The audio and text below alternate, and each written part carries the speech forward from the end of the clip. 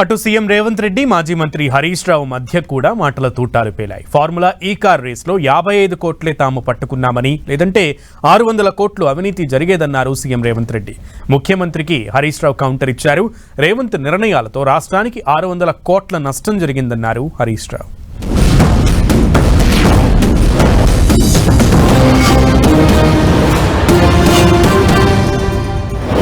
ఇతర దేశాలకు తరలించి మేము పట్టుకున్నాక ఇక్కడ నుంచి అక్కడికి పోయింది తెలిసిందే కదా అంటాడు. అధ్యక్ష, మీ ఖాతాలో ఉన్న పైసలు సైబర్ క్రైమ్ వేరే ఖాతాలకు మార్చుకొని వాడు ఎన్నో కొండ మీద కూర్చొని ప్రసాద్ గారి ఖాతాలో ఉన్న సొమ్మంతా నా దగ్గరకు వచ్చింది, నన్నేందుకు పట్టుకునేది అంటే మన అర్థం ఉందా అధ్యక్ష? హెచ్ఎండిఏ ఖాతాలో ఉండాల్సిన కోట్ల రూపాయలు లండన్లో ఏదో కంపెనీకి మార్చి ఆ లండన్ కంపెనీ వెనకాల నీకేం లాలుచుందో చెప్పకుండా ముందు ట్రైపార్టీ అగ్రిమెంట్ ఉన్నదాన్ని బైపార్టీ అగ్రిమెంట్ చేసి బైపార్టీ అగ్రిమెంట్ల ఎన్నికల నిబంధనలు ఉల్లంఘించి రాష్ట్ర ప్రభుత్వ విధి విధానాలను ఉల్లంఘించి అన్ని రకాలుగా కోట్ల రూపాయలు. అధ్యక్ష, 55 కోట్లు అంటుండు అధ్యక్ష. వీళ్ళు చేసుకున్నది 600 కోట్లు ఇయనికే.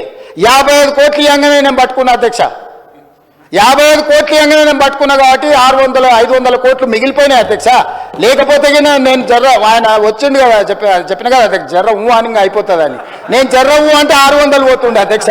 బట్ రేవంత్ రెడ్డి గారు ఏమంటున్నారు? 600 కోట్ల రూపాయల నష్టం జరిగేది అన్నాడు.